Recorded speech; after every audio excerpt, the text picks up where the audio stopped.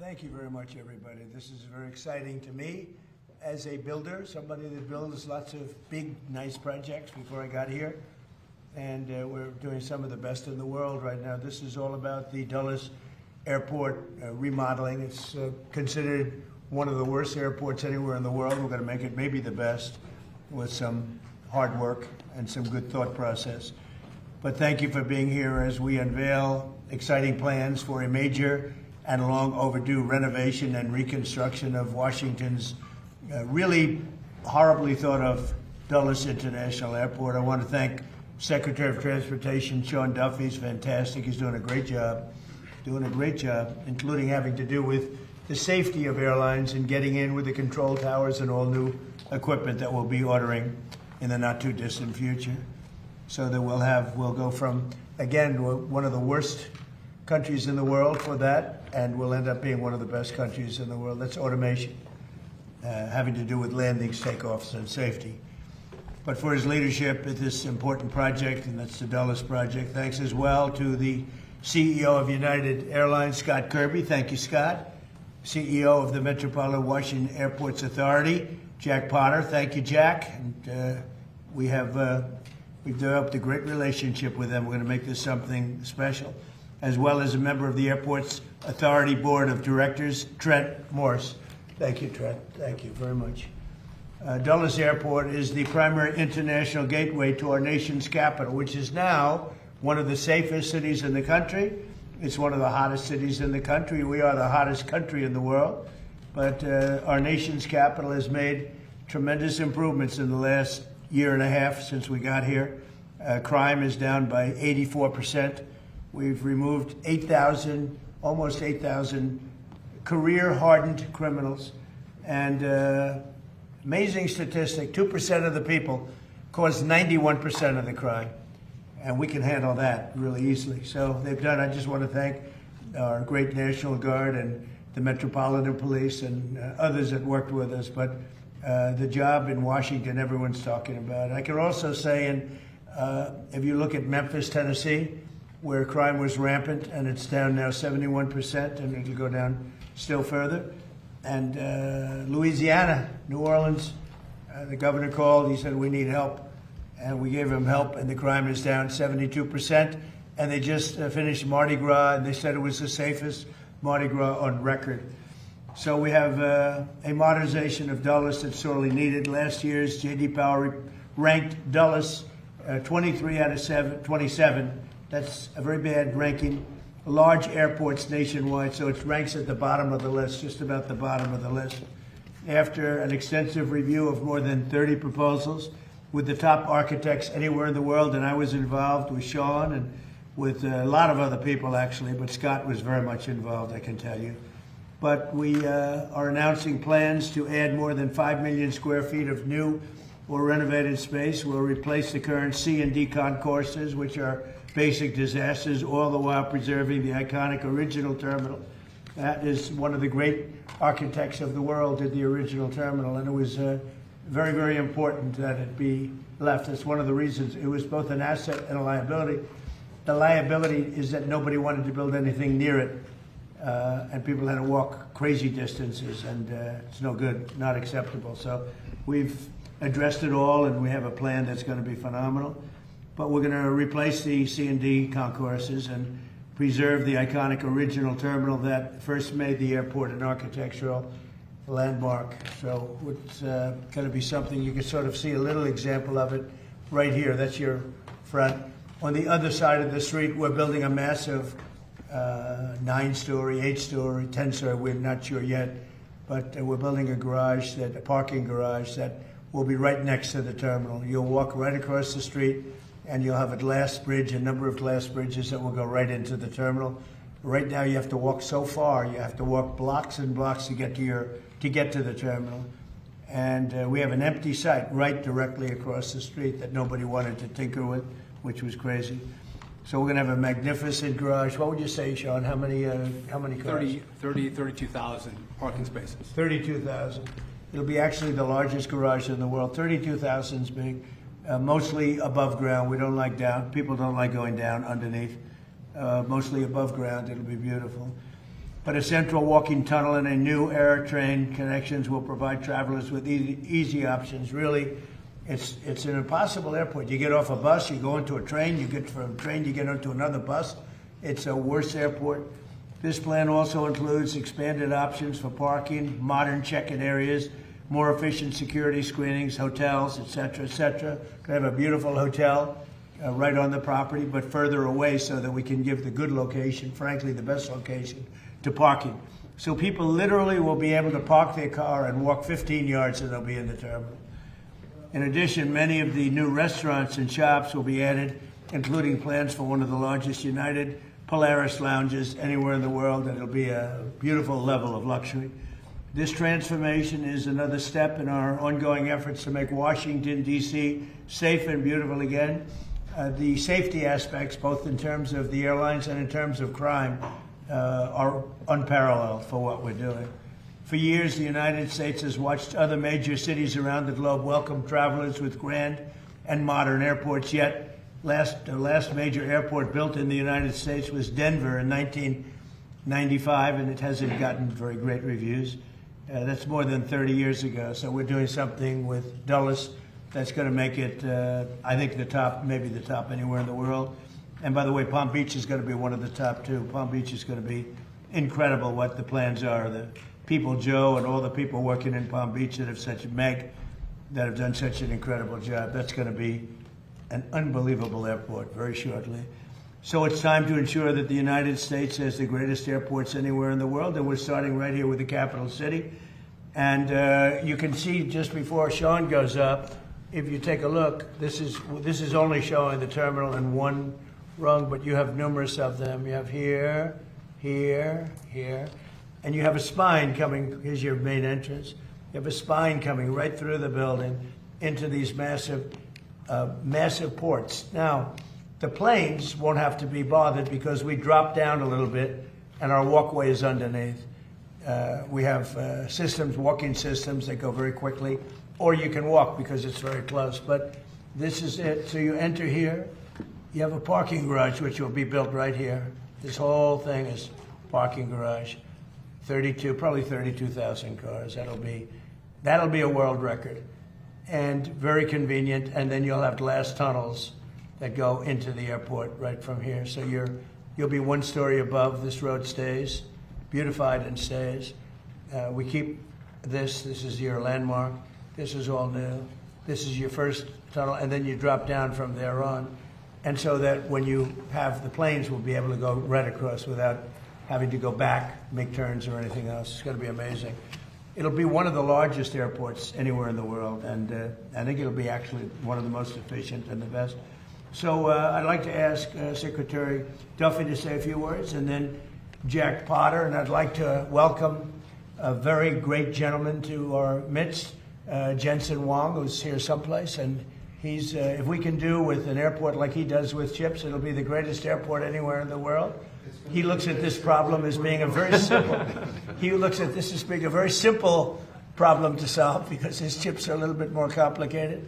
But it's important that he's able to travel nicely along with everybody else. And right now, this is not a very good airport. We're going to make it a great airport. Sean, please. Thank you, Mr. President. So to your point, the President has worked incredibly hard to make D.C. safe and beautiful. I think this is the cherry on the top, Mr. President. This is the gateway to the world from our nation's capital. And any of you who've traveled through Dulles, it is dark, it is dated, a little dank maybe. It's not a great airport. And so we had multiple architects come in and present to the President. And we are blessed that not only does he give his time to really important matters, but he gave his building skill to take the best of all the designs and come up with this concept. So just if I could quickly point out, we keep the Saarinen building, so that's going to be the foyer, a whole new head house.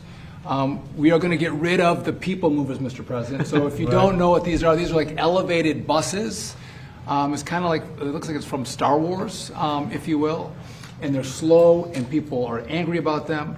We are going to get rid of those. We are going to have a horseshoe train system throughout the airport. And as you mentioned, right down the spine of the airport is going to be a walkway. So easy access to all of your gates, fast movement. And what I like the president, he was like, listen, we have to have great parking. So when you pull up to the airport, you have easy access to the concourses, to the terminal. And so I think this is one of the best designs, Mr. President, probably because you actually did it, that you'll see in the country as a whole. We've had, this is bipartisan, Mr. President. A lot of people, whether you're Republican or Democrat, you hate the way Dulles operates. So everyone's come together and we're building for America and building for the future. And it's your vision that made this happen, so thank you for doing this. And it's going to be, I think, it's going to be the premier airport in our country when you're done with it.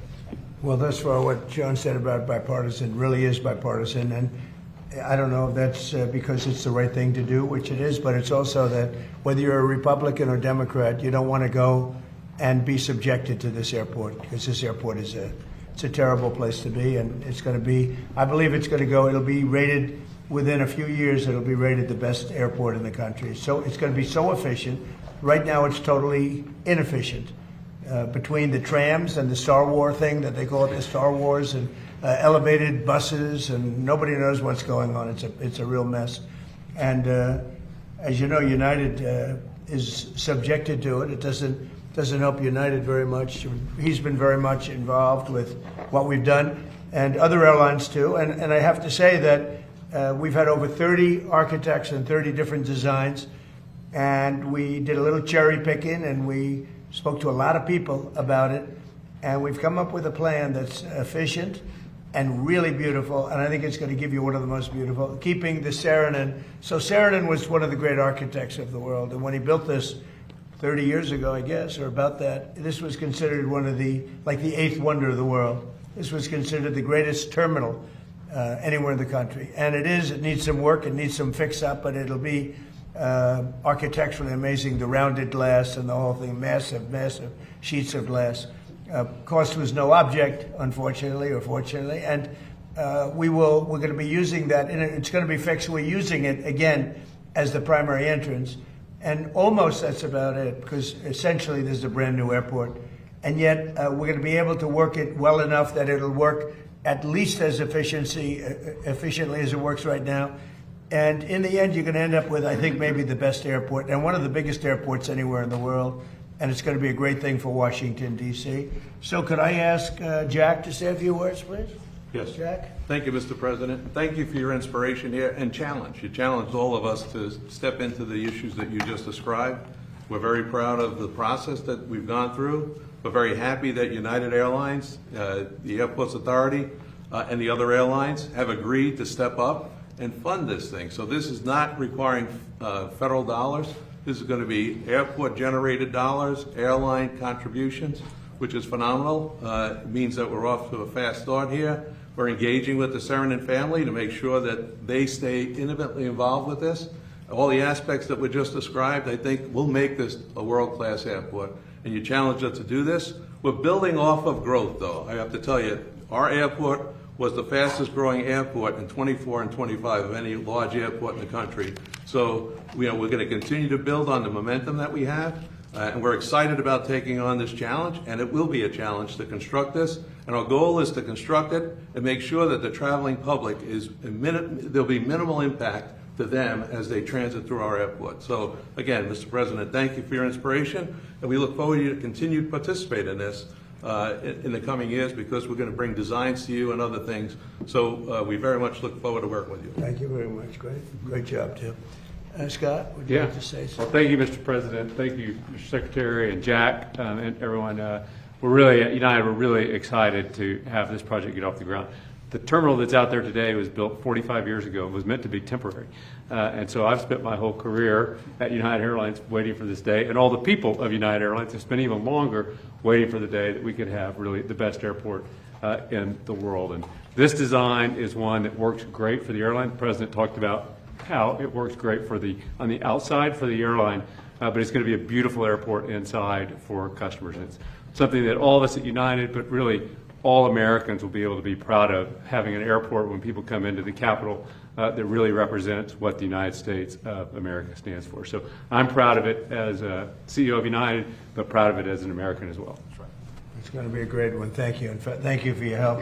And Trent, would you like to say something? Yeah, thank you, Mr. President, for your leadership on this. On behalf of the MWA board, this is something that everyone's tried to do for decades, and no one's been able to get it done. And without the president's leadership on it, we'd be back in square one. So thank you for your leadership on this project. Thank you to United and the Department of Transportation for moving this along as quickly as possible.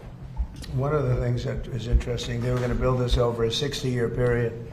They were going to start with a little section here, a little section there, and that wouldn't have worked. It wasn't a design like this, but it wouldn't have worked. So we're doing it all at one time. It'll all be completed, and it'll be beautiful, and it'll be something very special. Would you like to say something? Thank you, Mr. President. I really want to thank the Airport Authority and United Airlines for your partnership, the board of the Airport Authority. Your partnership is critical to make this happen.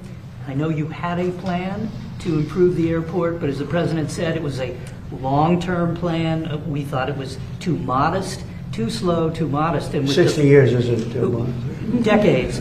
But with the President's attention and focus on this, it's accelerated, it's expanded, and we're actually going to realize the vision, and a much greater vision now. So it's a very exciting day for Washington, for the whole nation. Well, these people have all been fantastic, and they want to see it get done and get done properly, and it should be done as one airport, not being built in chunks, which would have been, frankly, a catastrophe, I think.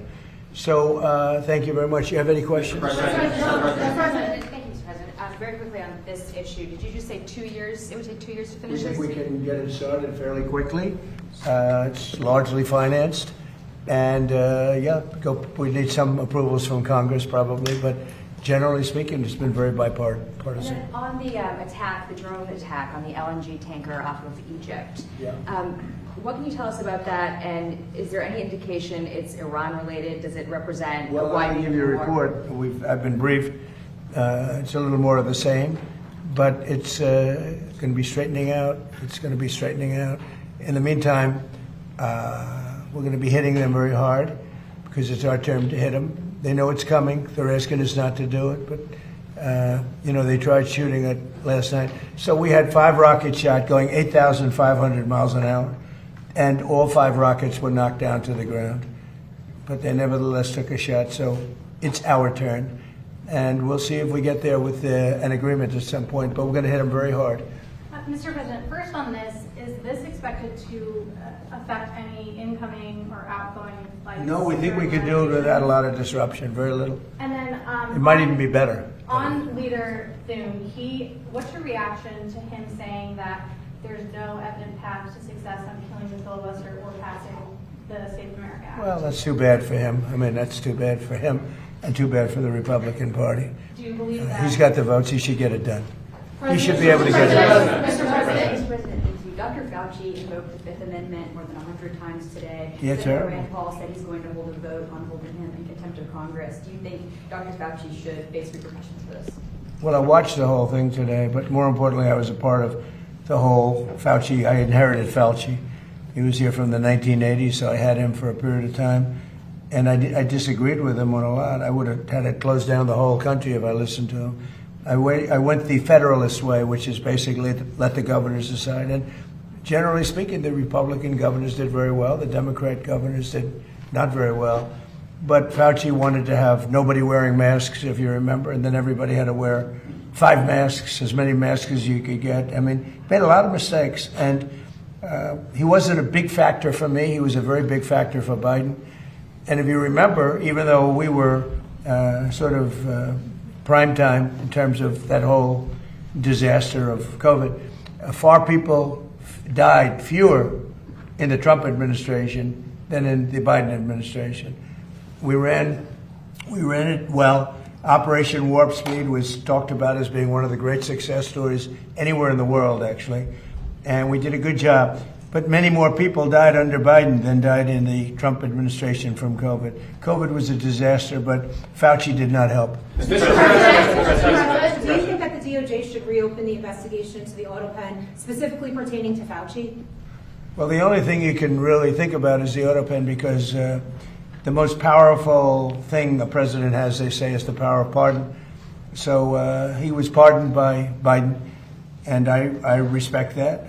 I know how powerful it is. It's a very powerful They say it's literally the most powerful thing a president has. Now, whether or not I sign my things directly, always, almost everything I sign directly. You're witness to many of them.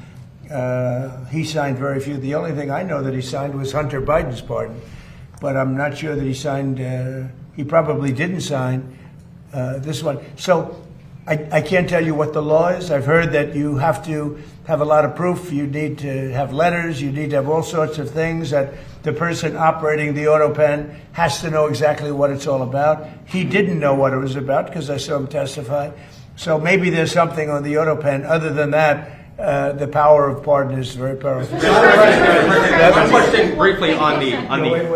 Thank you. Beth Turner, GB News. We've just heard you talking about another example of American excellence. That's really what this is a project where you're striving to be the best in the world.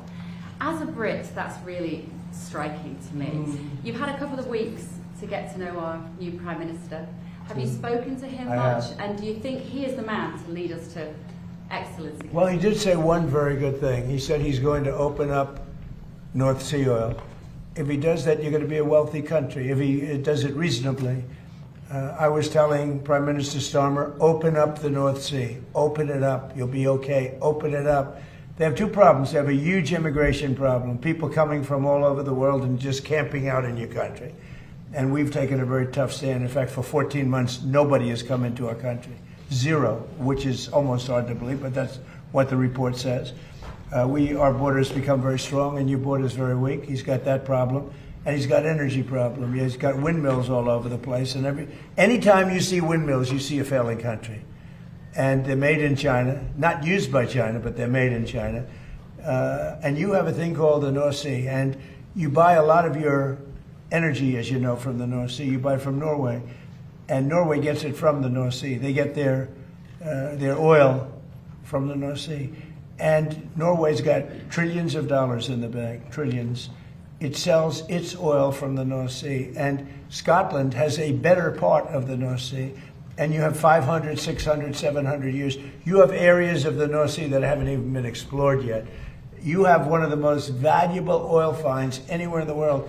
And if the United Kingdom would use it, they'd be a wealthy country again. And I tell you what, I could not get Starmer to use it. It was incredible. Every oil company that I meet, and these are all big giants, every person that I know in the oil business said, please, could you open up the North Sea? Could you get them to open it? They're dying to do it. And if you open up the North Sea to the oil companies, Scotland, Ireland, the UK as a whole, but it's right in Aberdeen, Scotland. It's right in Aberdeen. And that would be one of the most vibrant. You know, it used to be called the oil capital of Europe. Aberdeen was the capital of Europe. And now it's, they don't drill oil. And nobody can understand why. You have it's among the finest oil, it's the best oil anywhere on the planet. And it's unbelievable plenty. You don't have to pay Norway triple what it costs them to take out. You have your own oil and gas. If you use the North Sea, the UK will be a really rich country. I cannot get the point across. The new gentleman, when I spoke to him, he said he's going to open up the North Sea. Let's see if that happens. The Fed today voted to keep interest rates unchanged. Are you surprised by that? Are you disappointed in any way with Kevin Warsh and not being able to corral Fed members? Yeah, Kevin's got a board. He's fantastic. He's a brilliant guy, smart. I know he'd love to see lower interest rates, but he's got a board, and it's a political board, and they want to keep rates up. But we fight through rates. We have the strongest investment ever made in a country, of any country. It was China about 13, 14 years ago. We have far greater, 19.2, even Jensen would say that's a lot.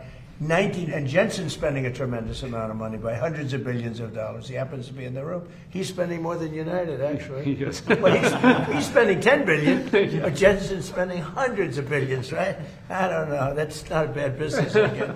But no, we have 19.2 trillion. It's the biggest number ever spent in any country by far. And that's over a period of 1 year. As an example, as you know, the Biden administration for 4 years did much less than 1 trillion. We're doing 19.2 trillion in 1 year. So We have things that are happening in our country, the likes of which nobody's ever seen. Plants and factories are moving in. Toyota just announced they're building one of the largest car plants anywhere in the world, and truck plants anywhere in the world. We are building more automobile plants now than at any time in the history of our country. Mr. President, on those in particular, this is just one of several projects that you have underway in the DMV. Why would you say that you're so focused on transforming the Washington region right now?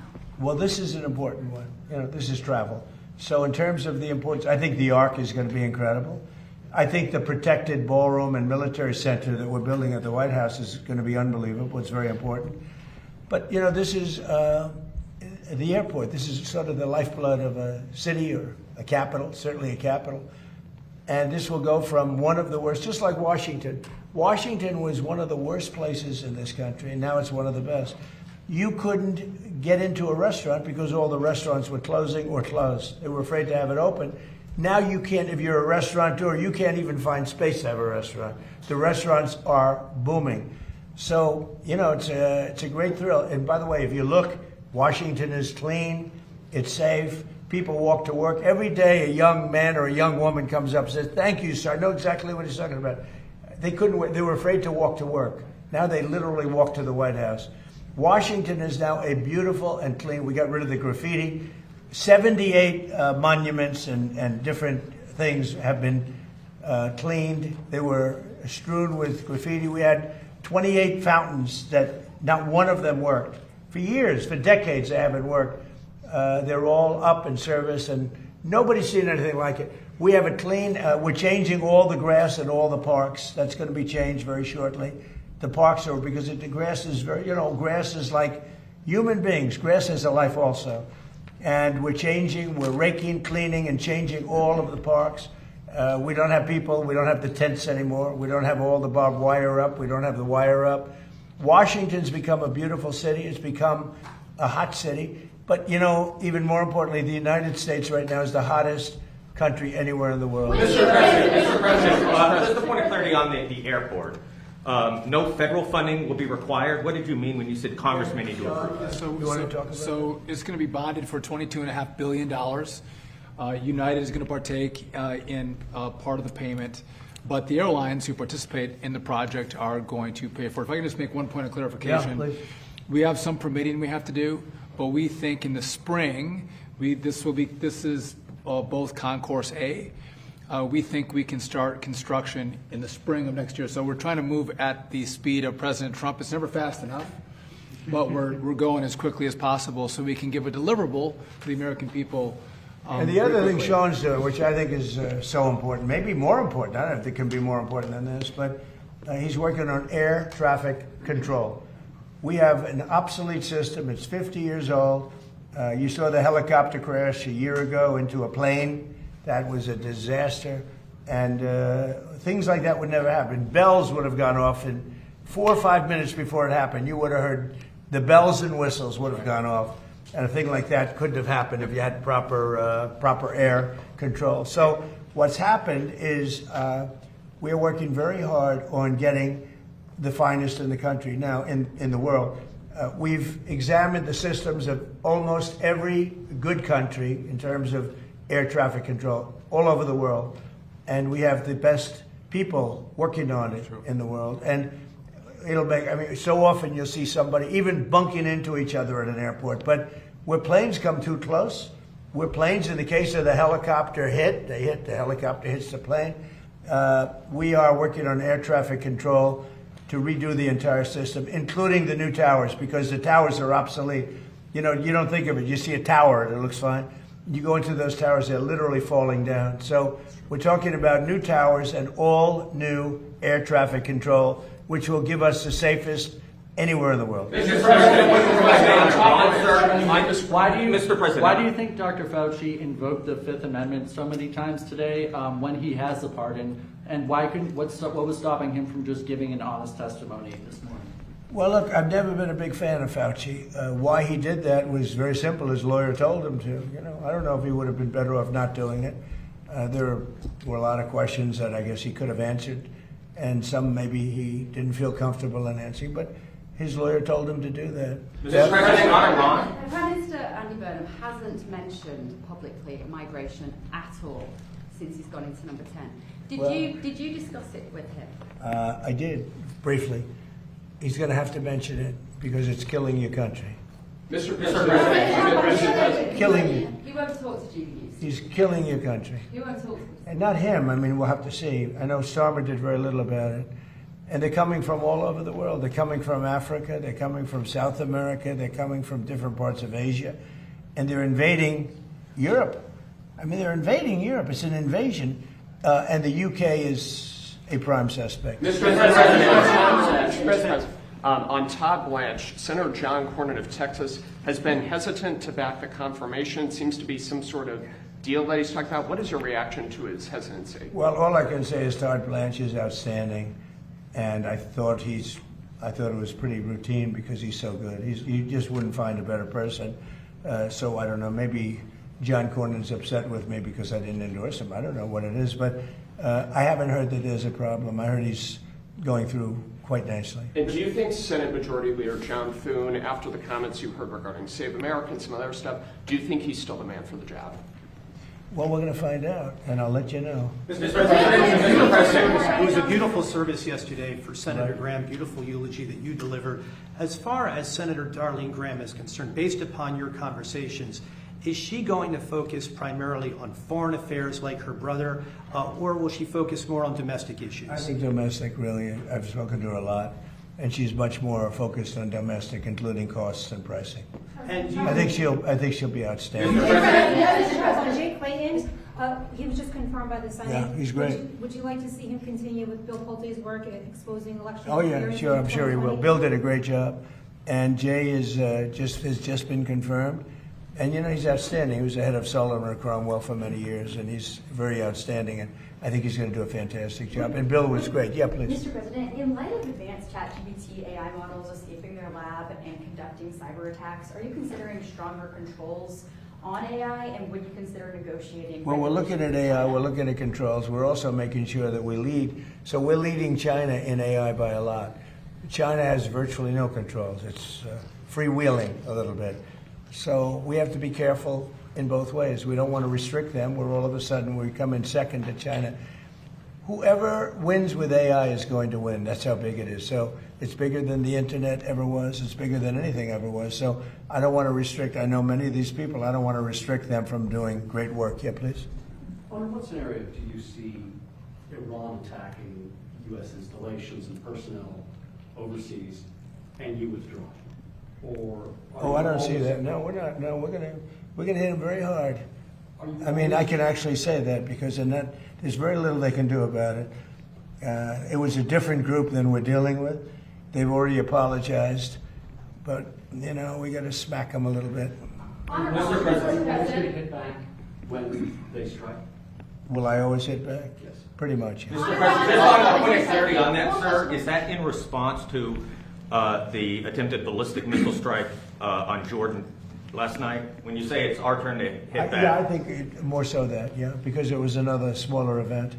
But no, they sent 8,000 mile-an-hour missiles at us, and fortunately we had our people operating the greatest equipment in the world, namely the Patriot system. Think of it, 5 missiles going 8,600 miles an hour, big ones, coming right at us, and all 5 were shot down. How about that, right? Pretty good. Nobody else could do that but us, yeah. How was your meeting with President Volodymyr Zelensky yesterday? It was good. Do you see a time scale for getting No, that? it was good. Look, you know, he's out doing his thing. I'd like him to end the war. So it's very simple. I get along with both.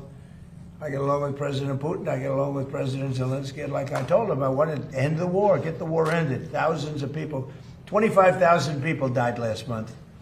That's standard.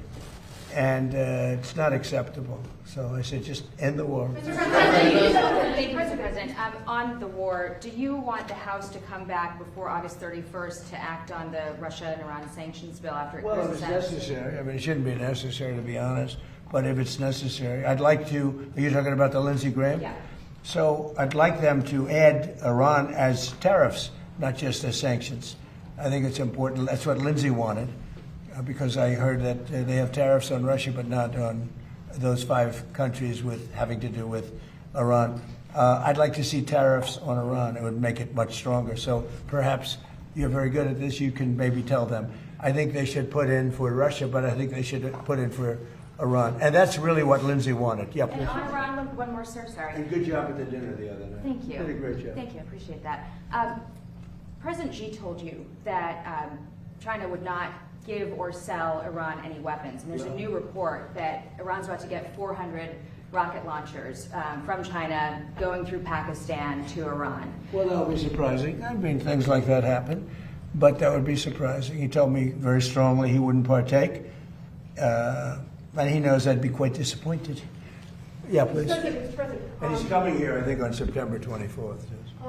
2 questions. First, we're coming up on the 25th anniversary of 9/11, and a good number of 9/11 families have called on New York Mayor Zohran Mamdani to not attend a number of these memorial services. What are your thoughts on that? Well, I think they're having a hard time with Mamdani.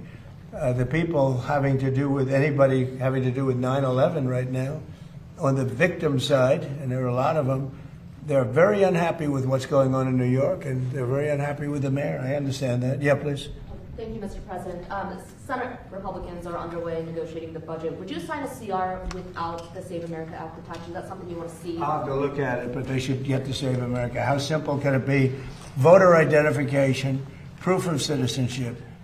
I mean, now you have to understand the Democrats, not one Democrat will sign because they want to cheat.